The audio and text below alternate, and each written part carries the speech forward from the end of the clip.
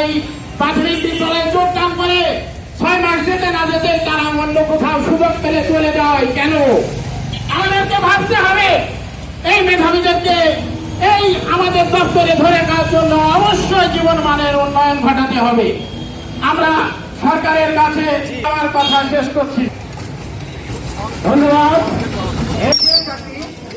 আমাদের রাষ্ট্রযন্ত্র মুহূর্তপতি প্রধান বিদ্যালয়ের মাননীয় প্রধান উপদেষ্টা বৈষম্যহীন রাষ্ট্র বিনির্মাণের দৃঢ় প্রত্যয় উন্নত শক্তি সমতায় বাংলাদেশ গড়ার প্রত্যয়ে নিরন্তরভাবে কাজ করে যাচ্ছে। প্রাথমিকের কোমলমতি শিক্ষার্থীদের স্মার্ট ও যোগ্য নাগরিক হিসেবে গড়ে তুলতে প্রাথমিকের শিক্ষকতা পেশায় মেধাবীদের আকৃষ্ট করতে প্রয়োজনীয় ব্যবস্থা গ্রহণ করা আশু প্রয়োজন। স্বাধীনতার পর প্রাথমিক বিদ্যালয়ের প্রধান সহকারী শিক্ষকবৃন্দ আমাদের মাঝে উপস্থিত আছেন। জনাব মোহাম্মদ নাসির উদ্দিন দশমকে দিতে হবে দশম বক্তব্য রাখার জন্য আহ্বান জানাচ্ছে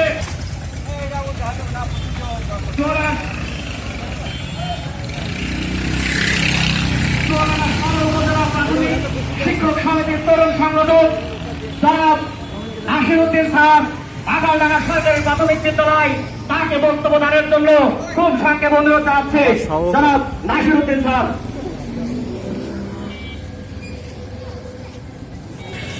এবং অন্যান্য সকল শিক্ষক একত্রিত হয়ে 4 বছরের ডিগ্রি নিয়ে তারা কিন্তু এই থেকে সমমান ডিগ্রি নিয়ে প্রথম করে বেতন পায়।